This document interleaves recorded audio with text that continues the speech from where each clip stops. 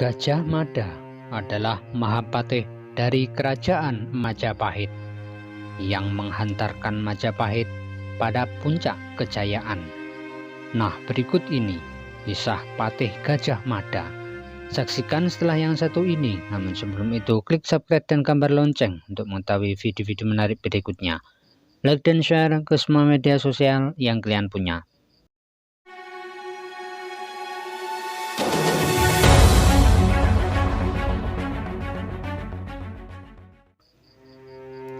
Nama Gajah Mada diabadikan menjadi nama universitas di Indonesia. Awal mula Gajah Mada adalah seorang begal, namun ia berhasil menyelamatkan Prabu Jayanegara dan juga berhasil menumpas pemberontakan Rakuti yang sangat membahayakan kerajaan Majapahit. Pada tahun 1319, Gajah Mada diangkat menjadi Patih Kahuripan. Lalu 2 tahun kemudian Gajah Mada diangkat menjadi Patih Kediri. Pada tahun 1329, Aryo Tadah atau Empu Kewes yang saat itu menjadi Patih Majapahit berkeinginan untuk mengundurkan diri. Kemudian Empu Kewes menunjuk Patih Gajah Mada yang saat itu adalah Patih Kediri menjadi penggantinya. Namun Patih Gajah Mada tidak langsung menyetujuinya. Ia berkeinginan untuk memberi jasa pada Majapahit dahulu dengan mengalahkan pemberontakan Keta dan Sadeng. Akhirnya Keta dan Sadeng berhasil dikalahkan oleh Patih Gajah Mada. Pada tahun 1334, secara resmi Patih Gajah Mada diangkat menjadi Patih Majapahit oleh Ratu Tribhuwana Tunggadewi.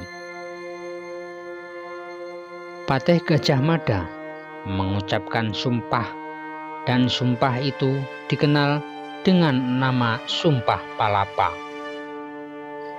Berikut ini adalah bunyi Sumpah Palapa. Siro Gajah Mada, pepatih Amungkubumi tan ayun amukti palapa. Siro Gajah Mada, lamun wus kalah Nusantara ingsun amukti palapa. Lamun kalah ring gurun, ring seram, Tanjung Pura, ring Haru, ring Pahang, Dumpo, ring Bali, Sunda, Palembang, tumasik semana ingsun amukti palapa. Artinya, ia Gajah Mada sebagai Patih Amangkubumi tidak ingin melepaskan puasa. Gajah Mada berkata bahwa bila telah mengalahkan atau menguasai Nusantara, saya baru akan melepaskan puasa.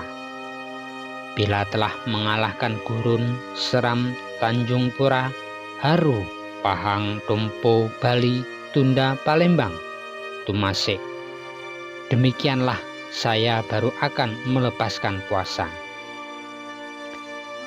Meskipun banyak orang yang ragu akan sumpah yang diucapkan oleh Patih Gajah Mada, namun Patih Gajah Mada hampir berhasil menaklukkan Nusantara. Pada tahun 1339, ia mulai menaklukkan daerah Swarnabumi, Pulau Bintan, Tumasik sekarang Singapura, dan Semenanjung Malaya.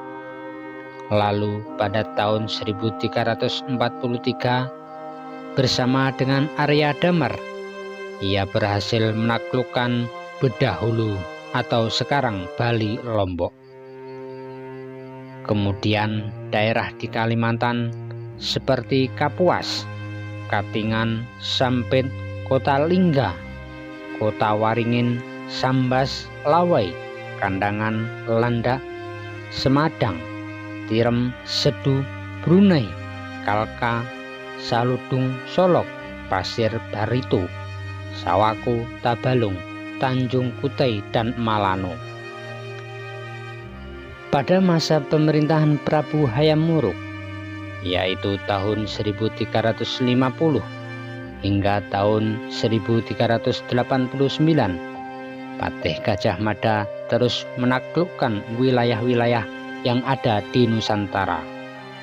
Di wilayah timur seperti Logajah, Gurun, Sukun, Taliwung, Sapi, Gunung Api, Seram, Hutan Kandali, Sasak, Bantayan, Luwuk, Makassar, Buton, Banggai, Kunir, Galian, Salayar, Sumba Muara, Solor, Bima, Wandan, Ambon, Wanin, Seran, Timur, dan Tumpu.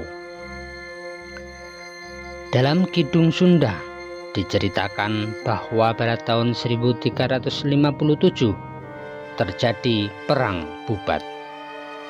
Perang Bubat tersebut berawal saat Prabu Hayam Wuruk yang berkeinginan untuk menikahi Dyah Pitaloka, yaitu putri Sunda, sebagai permaisurinya.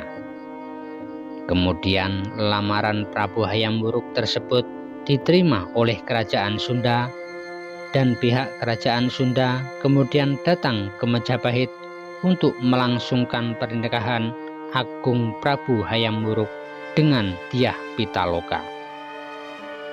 Patih Gajah Mada yang ingin Sunda takluk memaksa Dyah Pitaloka untuk menjadi persembahan pengakuan kerajaan Majapahit. Namun pihak Sunda menolaknya, dan terjadilah peperangan antara pasukan Majapahit dan juga pasukan Sunda di Bubat.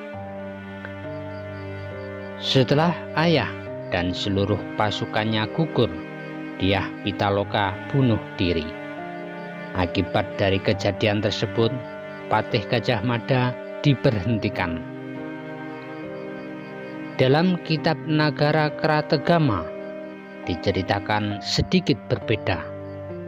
Dikatakan bahwa Prabu Hayam Wuruk sangat menghargai Patih Gajah Mada sebagai Mahamantri Agung yang wira bijaksana dan setia berbakti kepada negara.